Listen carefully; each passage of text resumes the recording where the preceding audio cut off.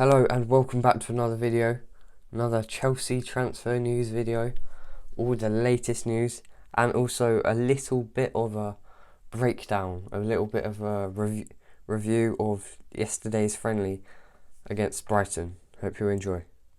Firstly, Chelsea drew 1-1 with Brighton yesterday and Timo Werner managed to score his first ever goal in Chelsea colours within 4 minutes.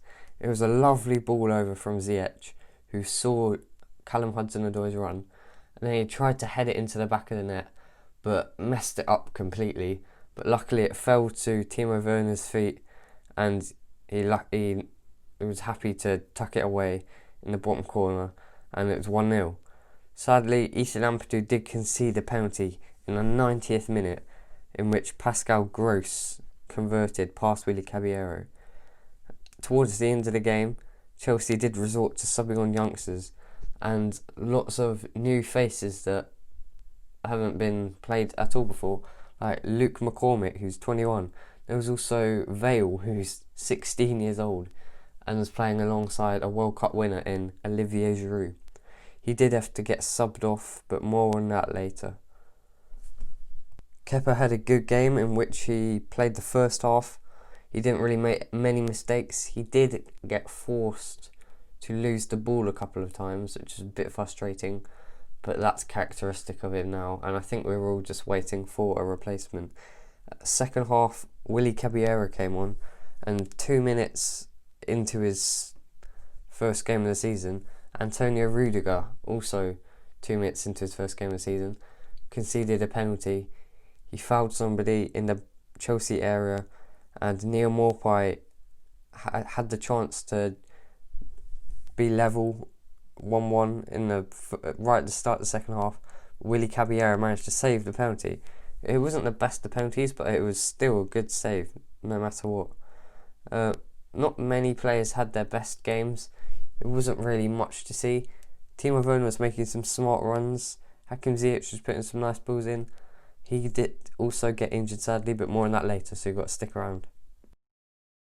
Like I just said, we all think that Kepa needs replacing, and a second bid has been placed by Chelsea for Edouard Mendy for Rennes. The bid is thought to be worth around 20 million euros, and 28-year-old is thought to be a great replacement for Kepa. But personally, I think either Gianluigi Donnarumma or Andre Onana are the best options for Chelsea.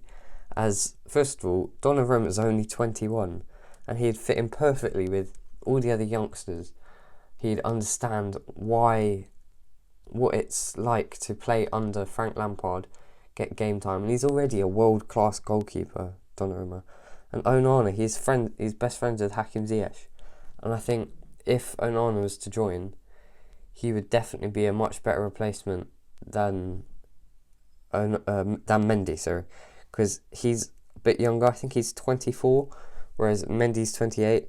However, Mendy is 6'6", and Onana is only 6'2", but Onana can get down low very quickly, which I haven't really seen much of Edouard Mendy, but he's thought to be a good replacement for Kepa. But he's been priced by Rennes at about £43 million, which is about 50 million euros, which I think is very unrealistic. But the second bid is in for Mendy.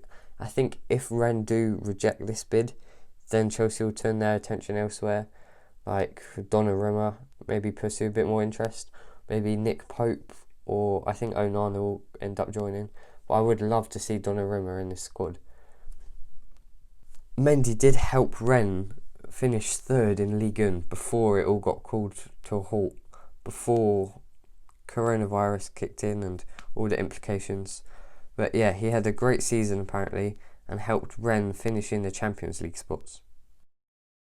Like I said earlier, Hakim Ziyech did get forced off, as he did start the second half, but quite early on he was forced off, in which looked like a nasty little knee injury.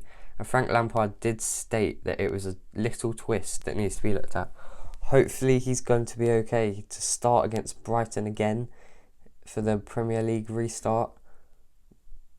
But I'm I don't think he'll be played in any more pre-season games, just because it would be too big of a risk to hurt his knee again. Or I think he will be played in the Brighton game.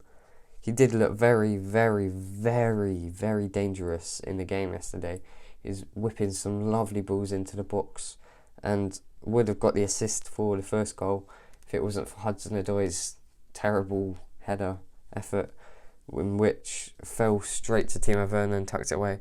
And also Olivier Giroud was forced off, which was also quite a nasty injury, but it was to his head this time. He was trying to compete with Lewis Dunk and came off worse, and he needed 5 stitches when he came off just to stop the blood. He did look a bit nasty. Conor Gallagher came on for Hakim Ziyech when he came off. He had a decent game. He wasn't put in many, didn't do much, but he looked at home at Stamford Bridge rather than where he was last season for Swansea. He was playing in more of a number 10 role, and here it's more of a number 8 role. But no matter what, he did play pretty well, Conor Gallagher, and so did Ziyech. With Willian leaving, Ziyech was on corners, and I thought maybe Ziyech could finally be the replacement for Willian to put the ball over the first man. But the first corner Ziyech took didn't really go over the first man from the corner. Went straight to the guy defending the front post for Brighton, but hopefully it's better in the future. Lastly, Declan Rice is wanted by Frank Lampard. It's a really rubbish hidden secret that Frank Lampard loves Declan Rice. He thinks that he could be brilliant in the Chelsea squad, as he did captain West Ham to a victory over Chelsea, which is quite frustrating from Chelsea point of view. But Declan Rice definitely enjoyed it, I'm sure, as he was in the Chelsea ranks with Mason Mount until he was released at the age of 14, and then joined the West Ham academy, and then now he's top class player and being priced at £80 million. Looks like Abramovich is trying to clear a path for Chelsea to sign Declan Rice from West Ham, as he's been priced at £80 million. But I think they should probably accept maybe £70 million plus the likes of Ross Barkley, or maybe even Fekir Tomori on loan. I think that would be a smart option for them. They would surely accept that. And Frank does want to use Declan Rice in a centre-back role, despite him normally playing in a defensive midfielder in a number 6 at West Ham. But if Chelsea managed to keep hold of N'Golo Kante for this season, he could play alongside Thiago Silva in defence. And then if Kante does end up leaving next season, Rice could go into midfield again and be great. He'd only be 22 and he'd have a huge future ahead of him. He does at the moment. And I think he's only going to keep performing. So next season he's going to be priced at more than £80 million. So I think it's worth signing Declan Rice now. But the comment of the day is from Danza UTE. Really sorry if I pronounced that wrong. And this is quite a recent comment, but he said, "We definitely need a keeper, but we should hold on to Kepa as a number 2. Declan is a top player and I'd love him to be with us, but a keeper should be our priority." I think he's completely right. We definitely need a goalie more than Declan Rice. Declan Rice is obviously a great player, but I think a keeper should be our top priority. And Rice is only going to get more expensive, but I think it's worth splashing £50 million on Donnarumma rather than £80 million on Rice. However, I do think that it's better if Kepa goes away on loan or gets sold, as it's obvious that he's a great keeper. He's just lost all of his confidence, and I want him to have a good career. I don't want him to be remembered as the Chelsea flop, and he's only 25 years old. You've got to remember, goalkeepers, they reach their prime at the age of about 30, much later than other players.